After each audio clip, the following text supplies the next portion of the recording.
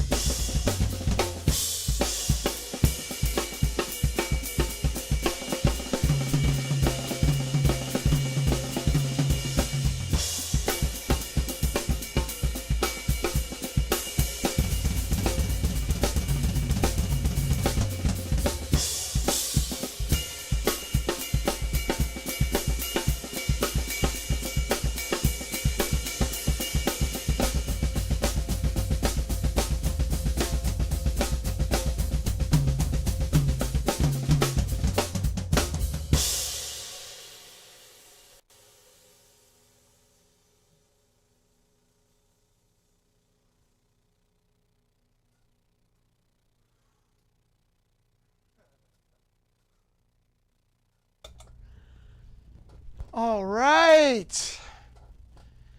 Having fun. Playing the drums. I've been shedding during this time, but getting to play and lay into stuff, knowing that a live audience is watching, even virtually, is exciting.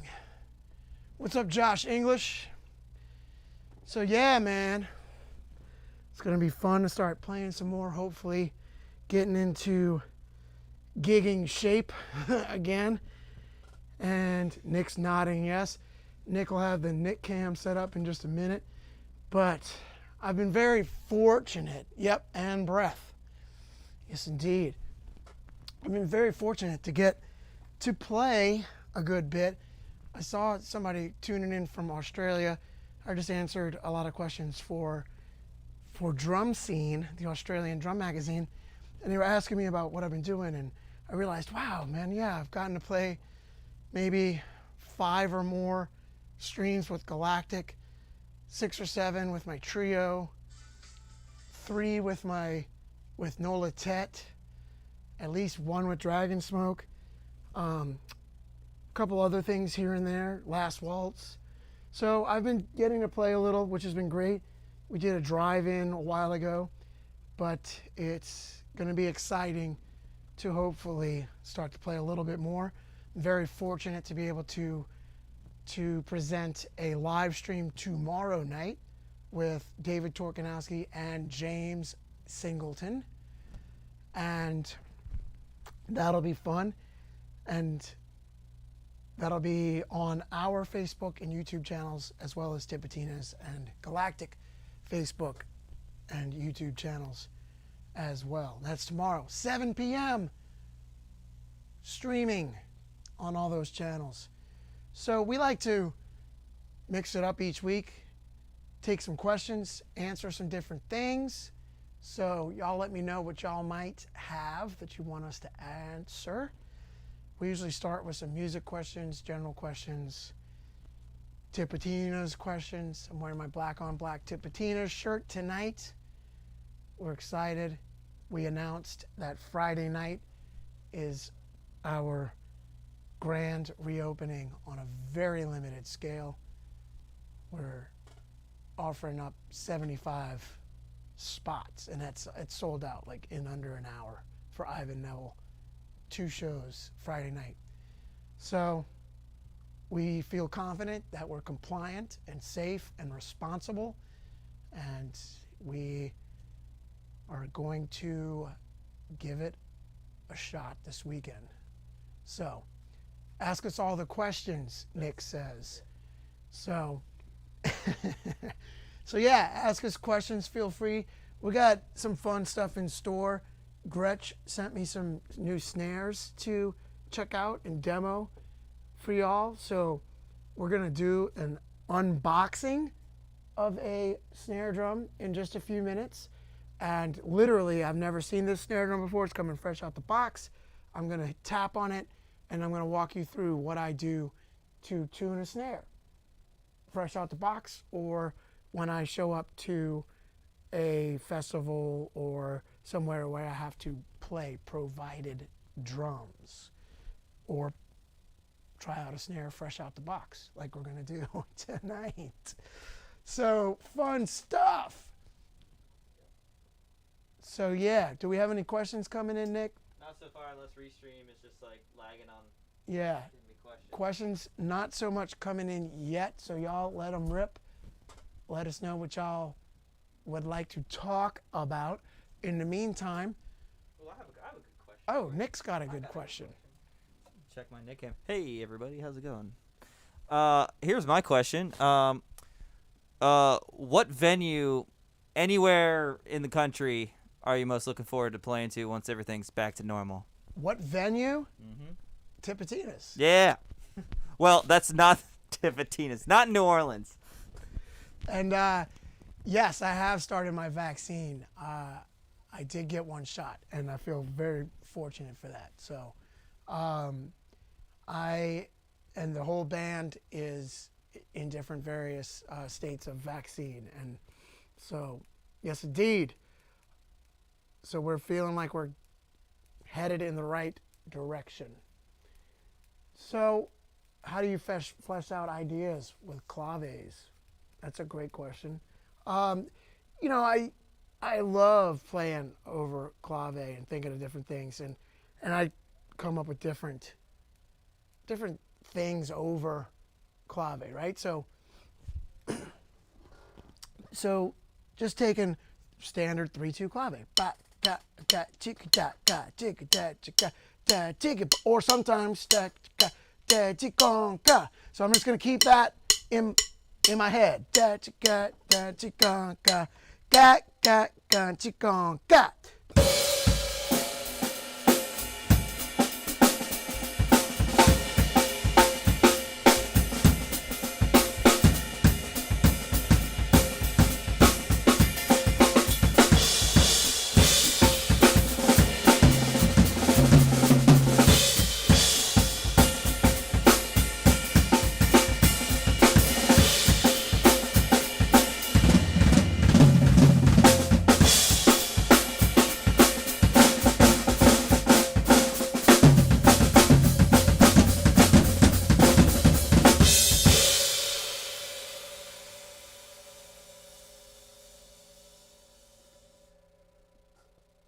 So everything that I learn, I try to learn how to play it over a 3 across 4 or a clave. So I do that whenever I learn a new idea.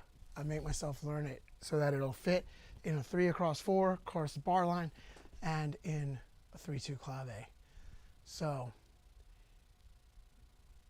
how to get back to structure, practice, if you haven't been in a lesson in 20 years. So for me, keeping a structure during this time, during the pandemic, I've been waking up earlier, and I love that. And then I wake up and practice. Lately, I've been waking up and writing and making sure I'm staying on top of all my email stuff. But this morning, I woke up, believe it or not, I woke up at 4:30 a.m. and started composing an email to all of my participants in my one-day intensive that is happening Saturday. And I emailed everybody, I don't know, maybe 10 PDFs of the stuff that we're going to be covering this weekend. Things that I believe that you should know as gigs start to come back. Things that I think that working drummers should know. Things that even if you don't have these on your gig, it's still going to help you improve your groove and your coordination and independence. So some of those things that we're going to cover are samba, bossa nova, Mozambique, 16th note funk, the standard shuffle, the triplet shuffle, the halftime shuffle, how to improve your swing time. All of those things we're going to cover on Saturday. I know, it sounds like a lot. And if we don't cover it, it's all in PDFs sent to my participants. And it's also on the Academy, which might as well mention anybody who's interested in checking out my approach to teaching. You can check out for 14 days, free trial on StantonMooreDrumAcademy.com. Check it out for 14 days. And what I'm trying to do there is share my 30 years of gigging, touring, and recording experience. Check out SMDA to improve your groove today. It's where I am showing drummers what needs to be played so you can get paid. Trying out my one-liners. What else you got? Oh man, I came up with a good one earlier today when I was talking, I think maybe I was talking to Big Stan, and it made a lot of sense at the time. I got to rethink of it because I felt like it was a keeper. Anyway, okay. Keep the questions coming in. We got questions. We got questions. All right. Nick's going to read some questions. All right. So, what are you listening to right now? What am I listening to? Well, to be honest, I've been having to watch a lot of lessons lately. So I've been watching edits and transcribing stuff for Academy Lesson 28, which we just released. And Nick just sent me an edit for Academy Lesson 29. So I've been spending a lot of time watching those things. But when I'm with my wife, we've been listening to a whole lot of different stuff. My good buddy Derek Freeman, who has become one of my close personal friends during all of this, he DJs a lot for when we hang out. So I've been spending a lot of time with Derek lately, and so whenever Derek's DJing, I'm always learning about new stuff. So he's got a Daft Punk gig coming up, and we've been listening to Daft Punk when we've been hanging out because he's been learning that music. We've been listening to a lot of Outkast, Biggie Smalls, Bob Marley. I've been listening to a lot of samba lately because I've been writing that lesson on samba. And lately I've been listening to a lot of James Gadson because I've been transcribing James Gadson for the 16th Note Funk lesson that I'm working on that I will have distributed to everyone by Saturday, hopefully. So, improve your groove. It's catching on. People are repeating it. This is kind of a funny question. I want to see how you answer it. What does New Orleans smell like? I've never been there. What does it smell like? Well, imagine it's a port city on the most important river in all of North America. Depends on the time of the year. Depends on the time of the year, yeah, too. It depends on the time of the year, and it depends on what neighborhoods you're in. So some neighborhoods smell like jasmine and smell like, night blooming jasmine and beautiful scents like that. And then some neighbors smell like a little bit like sewage. But then you get wafts of great cooking and great food, and also wafts of other types of things that you would imagine you would smell when people have been drinking on the street all day long. So it just depends on what neighborhoods you're in and what time of year it is and what time of day it is. But I mean, I've been all over the world, I've toured all over the world, and I really could not imagine living anywhere else than New Orleans. And it's my favorite place on the planet. Have I met or played with Idris Muhammad? And I'm very glad that you asked that because yes, both answers are both yes to those questions.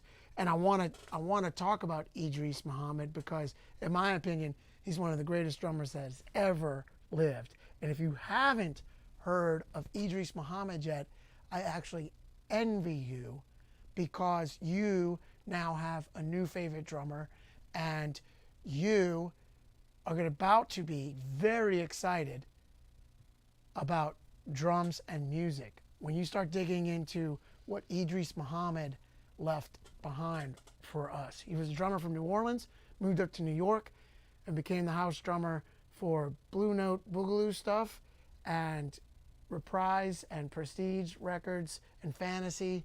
And he also played on Roberta Flack, Feel Like Making Love. He played on a bunch of different hits.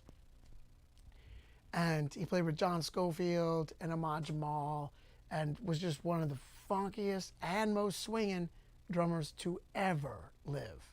Idris Muhammad. And I did get to meet him on several occasions, and I did get to play double drums with Idris at Blue Nile. Unbelievable experience to play with one of the most grooving drummers of all time and to feel his groove and to interact with him and hear him and respond to something that he played and have him over and grin and then respond to something I played. Unbelievable experience. So, yes indeed. I have not played Ronnie Scott's yet, but I'm looking forward to hopefully playing Ronnie Scott's in the future. Nick, any more questions coming in? Yes. You want to talk about your drum heads? Someone was asking about your drum heads. What kind of drum heads do you like? What is your choice of drum heads? I think it's pretty well known, but maybe you could go into depth of what type of I play Remo and love Remo and always have, and I love coated heads. So I play Remo coated ambassadors on my snare and rat tom. I play Remo coated emperors on my floor toms and my ponderos. I have Remo coated ambassadors again up here. So the smaller the drum, I play coated ambassadors. The larger the drum, I play coated emperors. And then on the bass drums, I play coated power stroke 3s and sometimes coated power tones, which were designed by my good friend Ron Donette.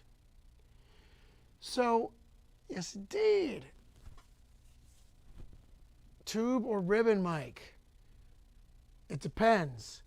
Sometimes I love Cole's ribbon mics. I love using them as overheads, and it depends on the situation. Depends on the engineers. Right now, I'm using an RE20 in the hole of my bass drum, and a Moon mic as a kind of a sub kick on the front of the bass drum. I love using Audix D6s too. I've got D6s under the ponderos and on the floor toms, and a lot of times I use a D6 on the bass drum as well. So yes indeed, I use clear on my resonant heads. So yes indeed. Oh man, we could get into that. Do I have a philosophy on straight and swung eighth notes? Yes, I do, and I will get into that maybe if we have time, but I've covered that a lot in recent weeks.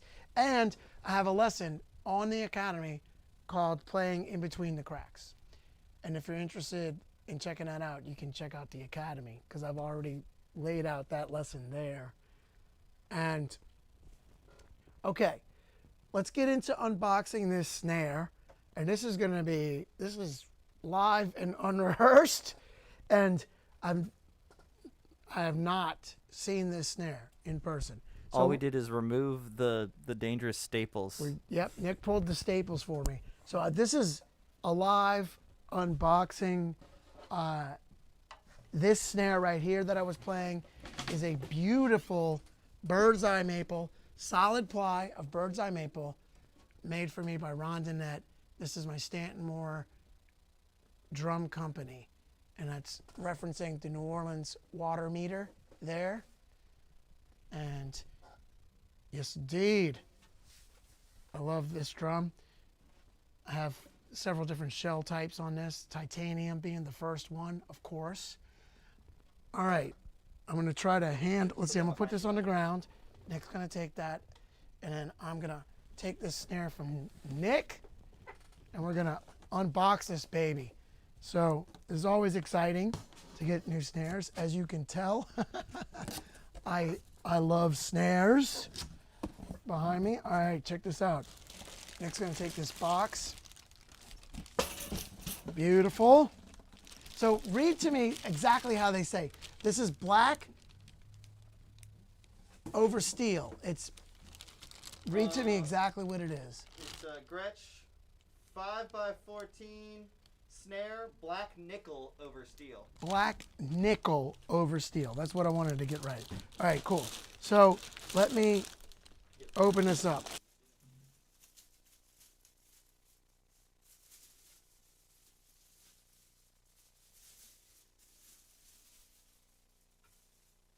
All right, I didn't want all this paper this plastic to, I guess I could have left it. That kind of would have been cool to hear all that.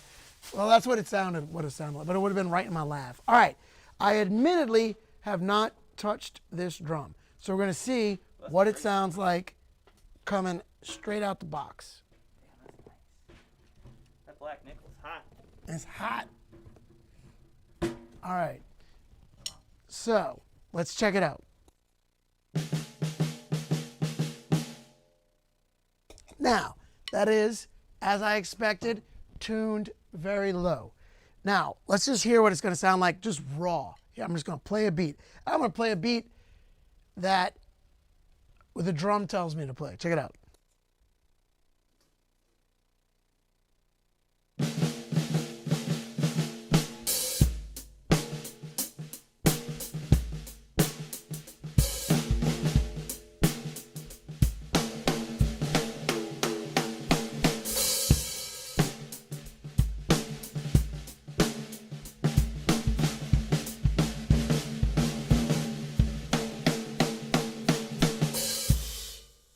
All right, so this drum right now, some people may say it's detuned, and it is, but I'm going to make music out of it. I'm going to play a super swampy shuffle in between straight and swing on this drum, right? I'm just meeting this drum for the first time, and when you meet somebody, you can't just yell at them or just start talking about your agenda. You want to have a conversation. So I'm just having a conversation with this drum. I just spoke to the drum spoke back to me, and then this is what I want to talk about now with this drum. Check it out. This is what I'm hearing from this drum.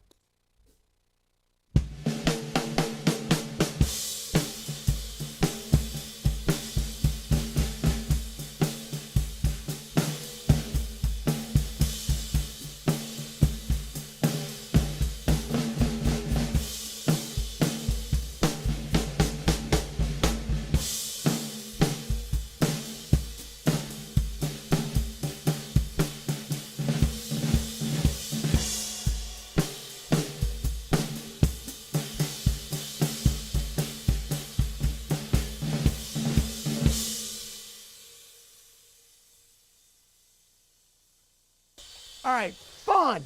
Now, before I even touch the drum with a key, let me try this. I'm going to put, when I have a drum that's detuned like this, sometimes I'll detune a drum. And this drum has a head on it made by Remo. It's a Gretsch head made by Remo, and it's got a control dot underneath it, as you can see. So now I'm going to take my big fat snare drum, put that on the top, and that's going to make this drum a lot more muffled, yes, but just have a lot more body and throat to it. And I'm suspecting that a 4 on the floor groove is going to sound great with this. Check it out.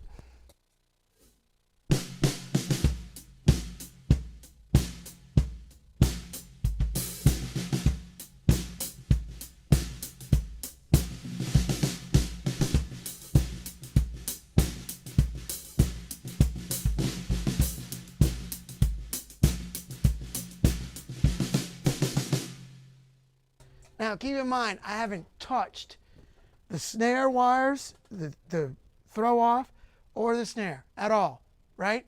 So, what I'm going to do first is I'm going to tighten up these snares just a little bit, okay? So, let's tighten up these snares.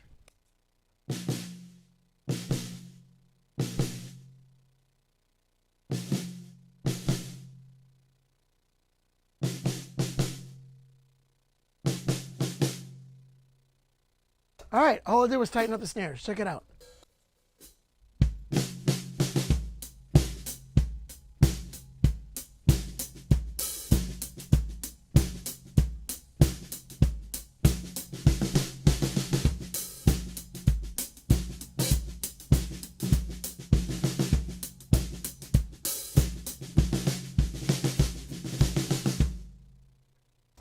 All right, killer.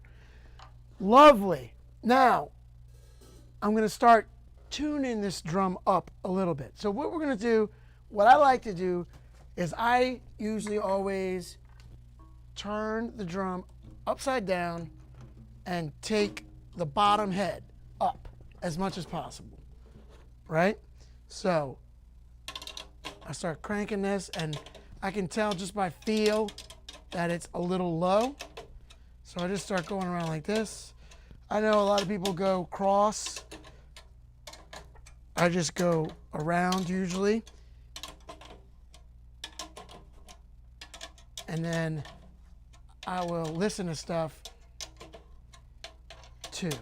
But right now we're just trying to get this bottom head up by feel. Notice I'm taking it up a good bit.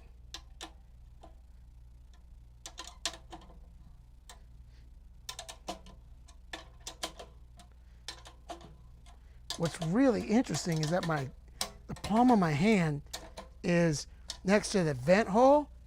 And Nick, have you ever had this experience where you crank and then you feel air come out of the vent hole? Yeah, man. Wow. Science. Science. How did I never have that experience before? All right, cool. So I put a stick under here, under the snare wires, and we can listen to things if we really want to.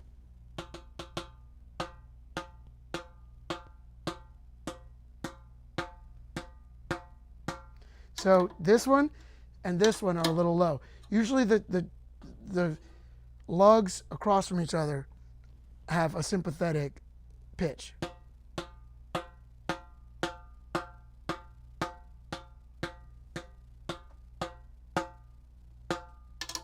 So I'm hearing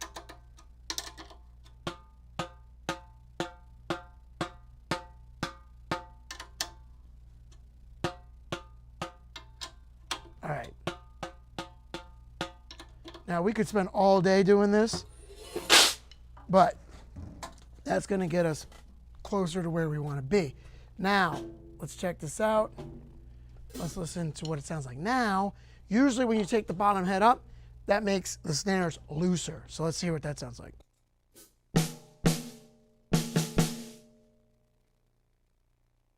So now I'm loosening the snares a little bit.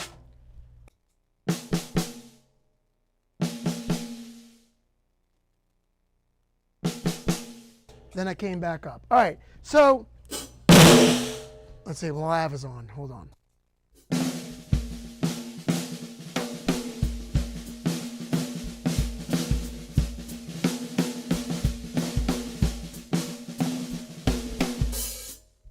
All right, so that bottom head is coming up. The top is still a little bit low for me, but I might want to use it with the big fat snare on it.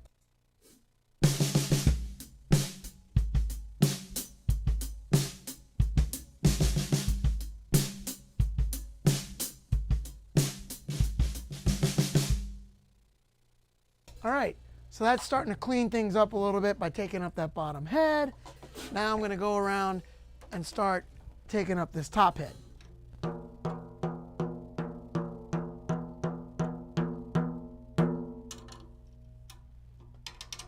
So I'll bring up the lowest ones first.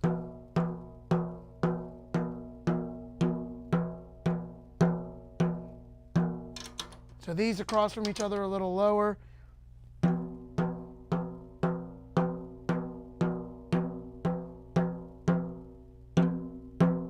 This one seems to be the highest. So I'm going to bring everything up to that.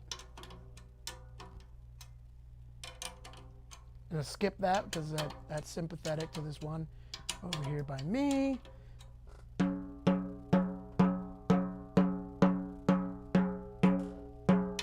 Now, like I said, we could do this all day, but let's see what we're at.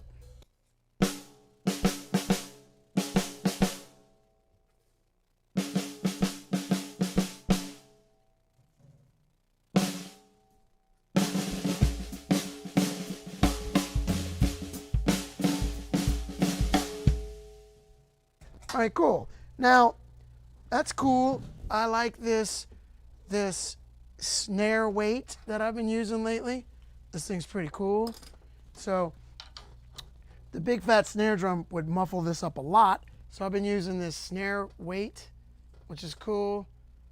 And it's magnetic, so you can fold it in under itself and then use it to muffle the drum.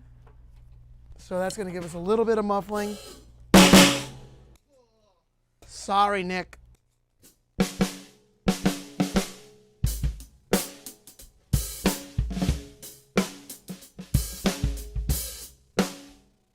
All right, so for fun, let's start bringing it back up.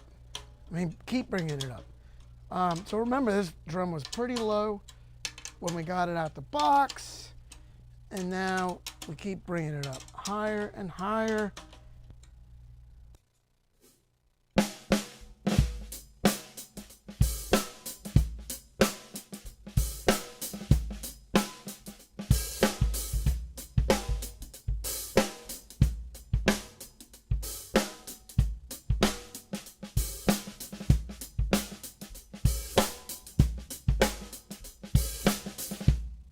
All right, I'm gonna keep bringing it up, seeing where we're at.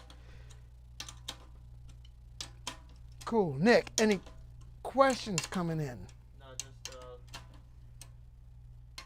just a lot of love for the snare. A lot of love for the snare.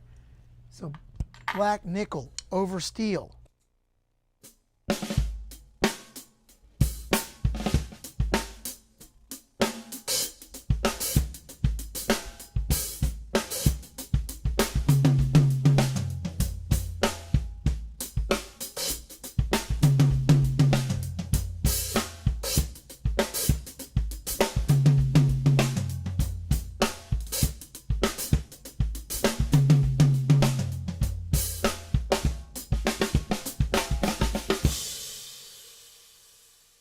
Now, if I were about to record this drum, I might take and unflap this just a bit. There we go. Just a hair more muffle, right? So let's see what that sounds like.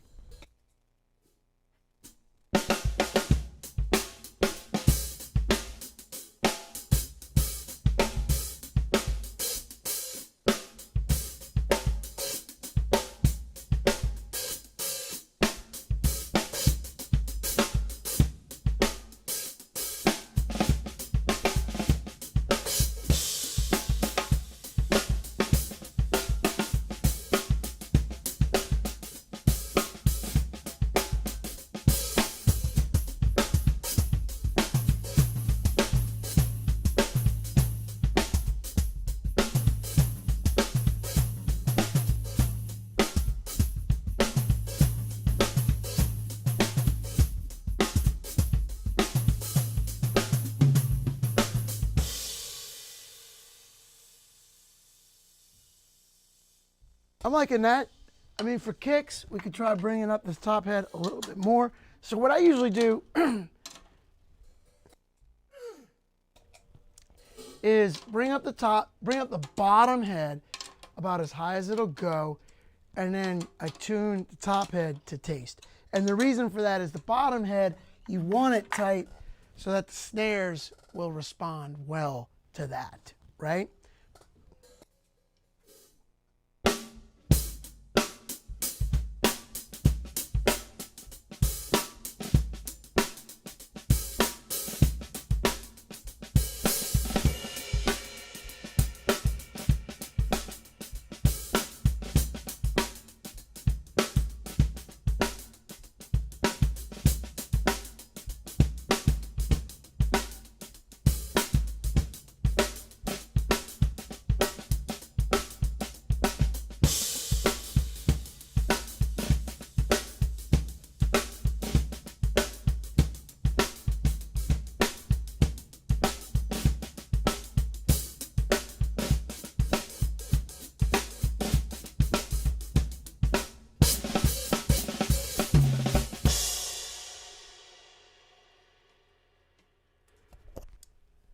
Again, I'm just improvising, meeting this snare drum for the first time, learning its personality, seeing what it has to say, listening to the drum, and playing different things that I hear from the drum. We got a question. All right, Nick. Just it kind of, so that obviously has the dot on it. Yep. It's the X, right? What's the Control. I call it CS, control sound. Yeah. Right. Yeah, I thought when it has CS the X dot? on it, it means it has the dot on the bottom or something like that. Oh, okay.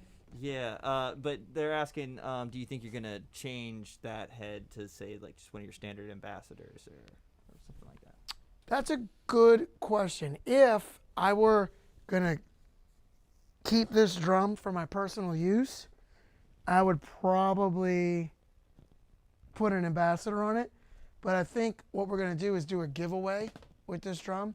I'm going to film some demos with it where I tune it 3 different ways and all of that and edit it all together. And then I'm probably going to do a giveaway with it. That's what I discussed with Gretsch. It's not like Gretsch just sends me drums just for kicks, although they do sometimes. And this is a new one, and they wanted me to check this one out. So I'm going to be doing a demo for them with this. And that's the reason I just got this drum shipped to me, and do the demos and then maybe do the giveaway. So if I were going to keep it, I would probably put an ambassador on it. And then one of the things I like to do is put 2 pieces of tape under my batter head. So if you can see this, you can see, well, the purpose for putting this paper towel underneath is so that you engage the snares with the paper towel, and that way the snares don't vibrate. So check this out though. We've got 2 little pieces of tape under here. You can see it. The reason I put them under is that the brushes don't catch in there, right? So let's see if you can see the pieces of tape in there. You can see them. So 2 ribbons of tape underneath. And that's a trick I learned from a good friend, Jeff Hamilton. And Jeff's been doing that with a Band-Aid for years. And then for me, I just always have gaff tape on hand. So then I wind up using gaff tape. Now, the reason I like having stuff underneath the drum, like those pieces of tape, or in this case, the controlled dot, because when we start playing brushes, we don't want anything impairing our sweeps. Now, a brand new head with brushes is going to sound like, right? So check this out. So what I do is I do some big sweeps just to kind of break this head in. Now you could do this with some fine sandpaper, but I just do it with the brushes. Check it out. So I'm going to play it first so you can hear what his brand new head sounds like with brushes.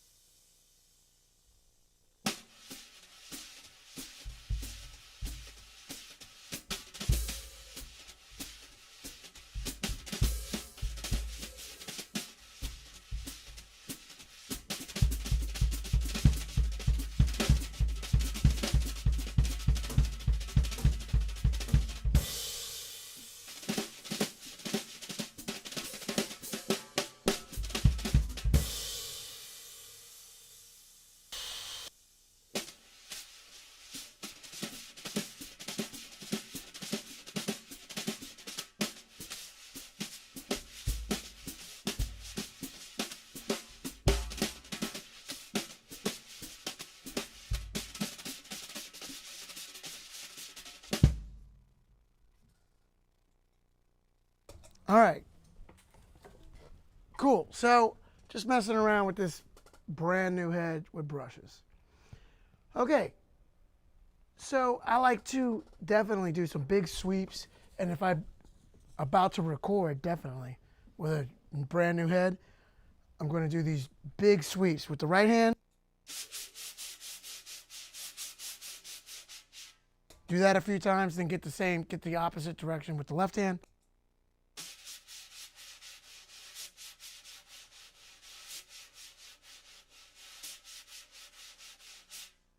Right? So that's what I like to do to get that broken in so that it doesn't sound like when you first start playing this brand new head. What kind of brushes right now? These are actually the sweep side of the Russ Miller brush, which is very similar to the Jeff Hamilton brush.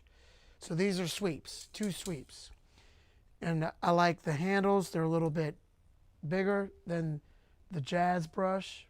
Not the jazz brush, the heritage brush. The purple brush.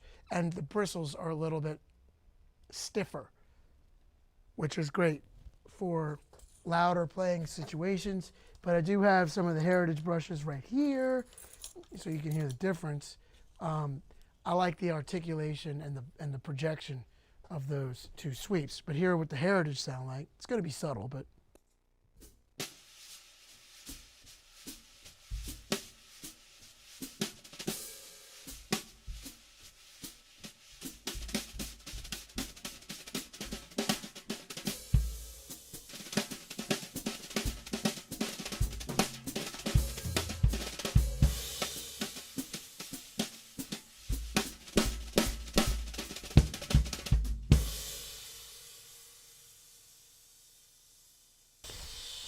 Cool. Hey Stanton, what's how many snare wires are on the bottom of that guy? I think 16. Let me see. Let me count. Because, well, 1, 2, 3, 4, 5, 6, 7, 8, 9, 10, 11, 12, 13, 14, 15, 16, 17, 18, 20. We also got a request to hear the snare without any EQ, which I can do. Okay. Yeah. So if you want to do that. Sure. Yeah. So give me 2 seconds. Without any EQ, without any muffling, Just. it's going to be pretty raw. It's going to be raw. But here we go. Let me turn it off. Hang on, I gotta turn it off. Turning off EQ. And then I'm gonna crank up the room mic a little bit. All right. Have at it. Cool.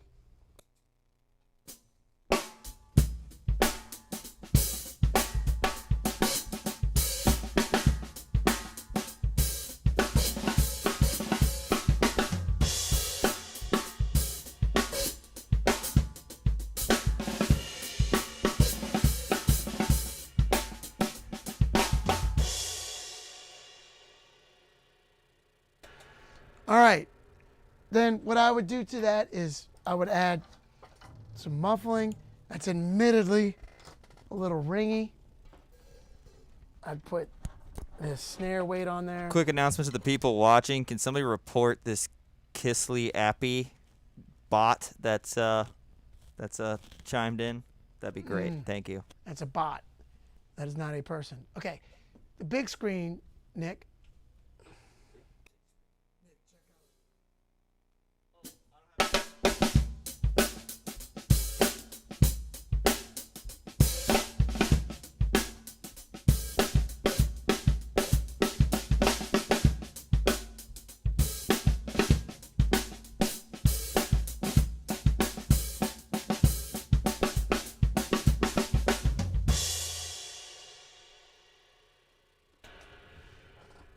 Cool.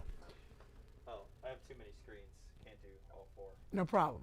Okay, cool. So that's the drum. Did you still have no EQ? Yeah, I turned it. Had it half with it on and then half with it off. Okay, cool. So cool. That was a great question, though. Beautiful. And then it's amazing how time flies. We are getting close to the end of our time together. Hey, when's the Garage à Trois record coming out? Garage à Trois record comes out. The Garage à Trois record comes out April 16th, and we will be doing a live stream from my house, actually, on April 16th, and that's exciting. And check that out. We'll be announcing that, but exciting stuff. Yeah, got a new Garage à Trois record coming out. Got a Galactic Cooling Off 25th anniversary record coming out. So, yes, indeed. I'm just trying to catch up on all these questions.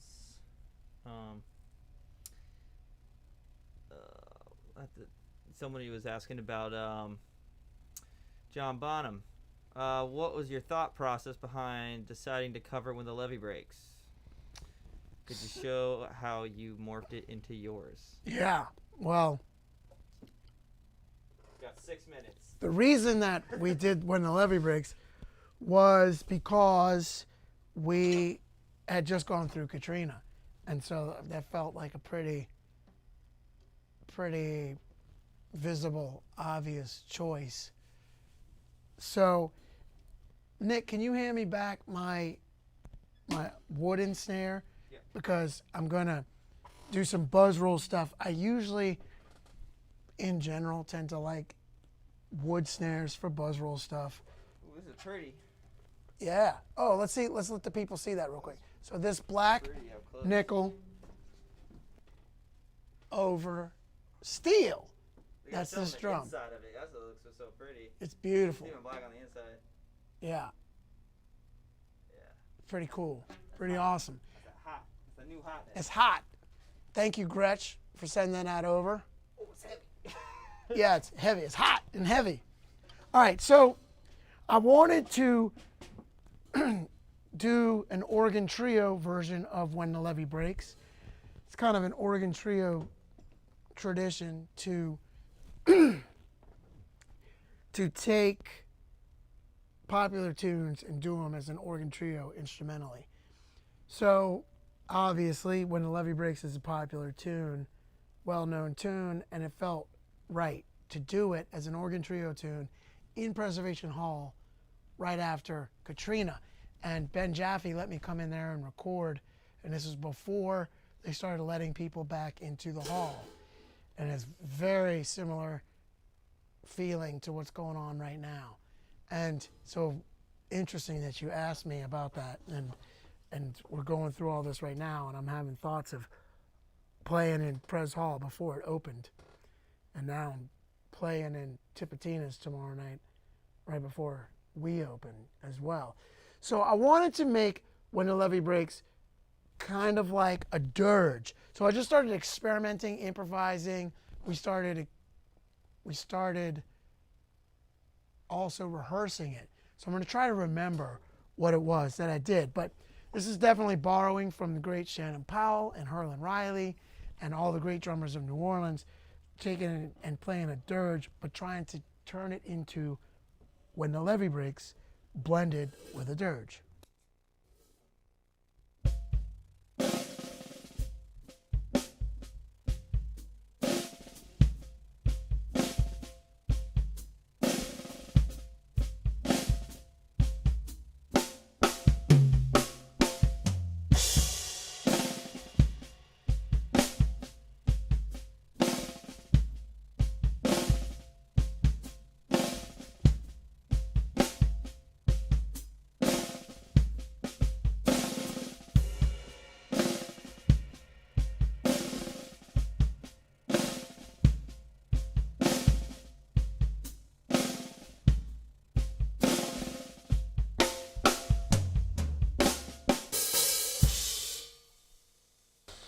I don't think that's exactly what I played.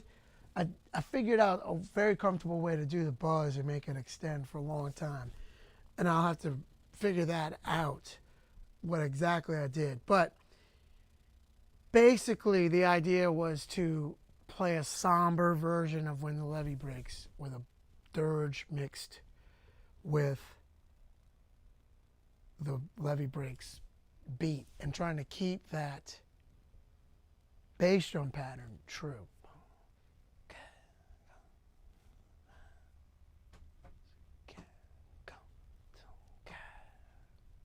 Yeah, so I would loosen the snares on that.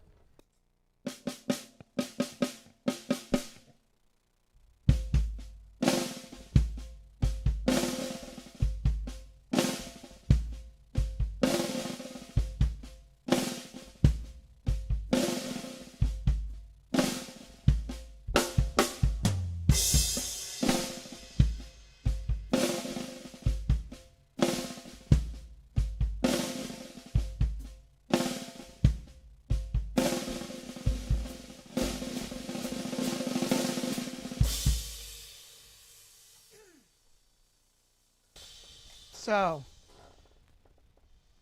that's it in a nutshell. Chuck Harling, what's up, Chuck Harling? Josh English, lots of cats hanging out. Yes, indeed, man. Well, beautiful. Great to have y'all chiming in. I'm really looking forward to Saturday. As I said earlier today, there were 2 spots left for the one-day intensive. You could sign up at StantonMoore.com or StantonMooreDrumAcademy.com. as long as those 2 spots haven't cleared out today. And I'll be covering all kinds of grooves and styles and genres that I believe every working drummer should know. We're going to be covering samba, bossa nova, Mozambique, shuffle, triplet shuffle, halftime shuffle, how to improve your swing, how to improve your shuffle, how to improve your groove. Check out SMDA to improve your groove today, where we are showing drummers what needs to be played in order to get paid. Speaking of getting paid. What's that? Speaking of getting paid. Speaking of getting paid, Nick just put up the virtual tip jar. Of course, all tips are very much appreciated during this time because we haven't been able to tour or gig. And we're looking forward to hopefully starting to get back to gigging. Check out the live stream tomorrow night, 7 p.m. on my Facebook and YouTube channels. Galactic, Facebook and YouTube, Tipitina's too. And yeah, thank y'all so much. Trying to think if there's anything else we should talk about, Nick. But I think we have reached our allotted time. 7 o'clock. Hi, Mom. I think my mom is watching. Yeah, she was there. I saw her. And more. Hi, Mom. Love you very much. She said to save the box. Save the box. Yes, Mom. I'll save the box.